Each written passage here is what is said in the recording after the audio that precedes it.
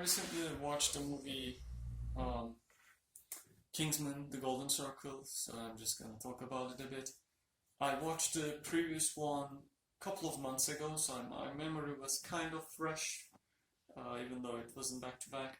And you need to know some about the first movie, like the characters that were introduced, the theme of the movie. You need to know about it. But other than that, um, there are a couple of elements that you still need to know. So I recommend watching the first one. So first, without spoiling it, I liked it. It was an absurd action comedy type of movie. The first one was absurd. It was a different take on the whole agent um, idea, which, James Bond movies are serious movies.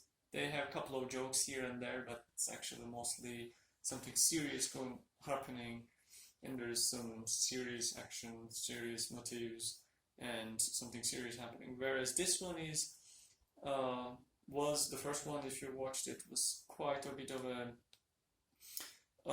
just not even making sense type of movie. But at the same time, it was a fresh take on especially the different culture of United Kingdom or British culture versus American culture. As you know, there were Americans in the first movie too. This is second movie is building upon that, and it goes even way more absurd. Now things are just popping out of left and right, and thinking, well, what type of technology is that? Which is good and bad. It is bad if you don't like absurd movies and wanna some very coherent type of script or adventure, but at the same time it's good. At least that's what I believe. I was bored with traditional movies, so from now on, if I just watch a standard action movie, I guess I can still, but I have seen a lot of things. I have seen a lot of explosions. I have seen a lot of car chases and such. So the different take on it with a different sense of humor is actually a fresh movie, something that makes me want to watch it. And this is exactly that type of movie. So now going into details, and now I'm going to spoil it. Is it better than the first one? Yes and no in terms of absurdity. So now there are robots, and now the villain is again an American. So in the first movie, Samuel Jackson was the villain, and now we have that what was her name? Julianne Moore, right? That's redhead. She's still beautiful. She's like above 50, I think, and she doesn't seem to have a lot of aesthetics. I think her face is kind of lifted and such. She was born in 1960, which makes her 59 years old, right? Yeah, she's near the 60s by the time this movie was made. She was 57. But she plays the villain, and she plays a completely maniac character. I think she's vegan in the movie because there was that Viva Las Vegan thing, and she's making a burger out of a human. So the movie, if you have watched it, had quite the first one. It had quite violent moment. Actually, there was blood spilling in and out. It's like more violent than a James Bond movie, and the rating might be even higher. I don't know.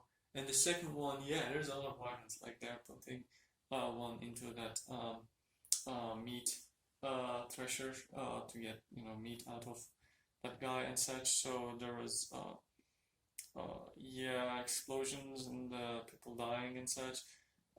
So it was sometimes graphic. This is a kind of a British take, so I think this was also apparent in the Shaun of the Dead movie. Like it's a zombie comedy, but there was a lot of violence left and right sometimes, and I think people laugh at it in United Kingdom.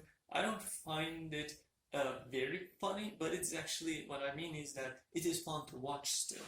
It's a fresh take. In an American movie, they either are trying to push violence into your face, or if it's action comedy, there's almost no blood and such. So the take in this movie, which is still about this British agency, is actually going into extremes in absurdity and sometimes in violence. But it's fresh. In this second one, they go more absurd, not just with technology, but apparently there is an American version of Kingsman called Statesman, and they were founded like at the same time. But they had no clue about it. They only know about it after everything else is destroyed, and these two members are remaining, the Galahad and the Mark Strong guy's character. So that Julianne Moore character basically gets data about all the strongholds of the Kingsman and sends missiles and destroys it. And the thing is, there is like no reaction from the world. There is no moment of all these places got destroyed by missile launches, and where those missiles come from, right? Who is attacking? And the world would be in turmoil after those attacks. But no, it's just some buildings get destroyed. Well, and some of them are in the middle of the city, so who cares and whatnot. Yeah, the Kingsman's boss, just like in the first one, which was played by Michael Caine, I guess, and now a different guy, an old guy again, and they killed him again. And the Valiant, I think, the woman agent, like she has a couple of roles and she dies. But then it centers around this statesman where these people go to United States, to Kentucky, because they find the whiskey in a hidden safe, in a hidden place for Kingsman, which is the Doomsday Plan, which is, just by saying made in Kentucky in the bottle, they think that they have to go to Kentucky, and then this is the Doomsday Plan. Apparently, statesmen, just like Kingsman, have these facilities underground and undetected and such. And there they find Henry, who is the guy played by Colin Firth, and who actually died because Samuel Jackson actually shoots him in the head. In fact, there was this conversation between Samuel Jackson and the other person, the lady whose name I don't even know, the blade lady. Like he's asking, is he dead? And the lady says, yeah, that's what happens when you shoot somebody in the head. But apparently he's not dead because statesmen kind of see this activity from so much far away that there was this trigger of this cellular connectivity based aggression, and they move there, and they have invented apparently a gel that protects brain. Are you serious? Like, you can't have a gel that protects the inside of the cell. If you have a little bit of cell biology, you know that the contents of the cells are gonna get destroyed unless you completely freeze it, so that the temperature is so low that no biochemical reactions are happening. But in that case, then the crystallization of water will actually start to damage the internals of the cell. I'm going a bit scientific here. So there is no actual way of rapidly freezing and therefore saving the cell so that you have a technology to restore it and such. No, doesn't work that way. They do it, but Henry doesn't remember them, and they need to give him some shock to make him remember.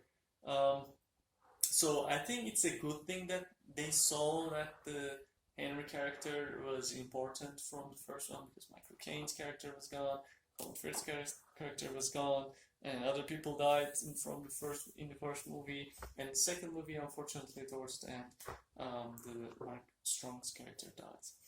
But I can see, they're trying to shift it and such, so they had to make that Henry character alive with some afterthought after seeing some success in the first movie. So it's again on the same theme. Good guys are British and the bad villain is American. Again, Julianne Moore is American, right? But now there's this absurdity of these cowboy guys and Jeff Bridges. So I didn't know about the cast. I didn't really watch, which is a good thing. And every time you see these characters in the movie, you have a nice surprise and saying, "Oh yeah, Jeff Bridges. Oh, Halle Berry is there. Yeah, Halle Berry is there. Her nickname is Ginger Ale." So just like the British people were following King Arthur's, I think, type of, or their own historical figures. Now the Americans, because they are based in Kentucky, is the headquarters. They have named them after alcoholic drinks like Agent Whiskey, tequila, ginger ale, and champagne, I think is the Jeffries, and they call it champ, something like that. And there's this lasso guy, the whiskey guy, who with his lasso fights it and such. So they're recurring themes, so definitely you have to watch the first movie. And but turns out the whiskey guy was actually preventing them from rescuing the world. So that thing that people basically buy with drugs and kind of was Trialimor's drug dealer and basically killing them and basically terrorizing everywhere inside. It was quite absurd. And at the end, there's Channing Tatum, and he, at the end, we see that he walks to the base of the Kingsman as if he's going to now join Kingsman, because now Kingsman has confirmed that main character, Eggsy character, and I think Channing Tatum is, if there is going to be a third one, a sequel to that, they're gonna probably include him as part of now Kingsman. Now, the upcoming movie, which is Kingsman, I think, is about the past, and it's a good way of basically changing the direction, because it's gonna happen in a historical setting. It's gonna be absurd, but it's only going to be absurd within the past time. So it's going to be a fresh take, and I'm sure there's going to be a third one, a sequel to the Golden Circle. But it's a good one to talk about the past, because you can only put absurdity that much. But now that they are gonna give some background to it, I think they wanna add to this franchise in the future more and more. So if you like this different type of action, a British action, and absurd action and comedy, but also stupid violence, which is, to be honest, what I wanted when I wanted to watch that movie, then I actually recommend that movie. If you like the first one, you probably will like this one too. So if you haven't watched it, I recommend it. Okay, that's all.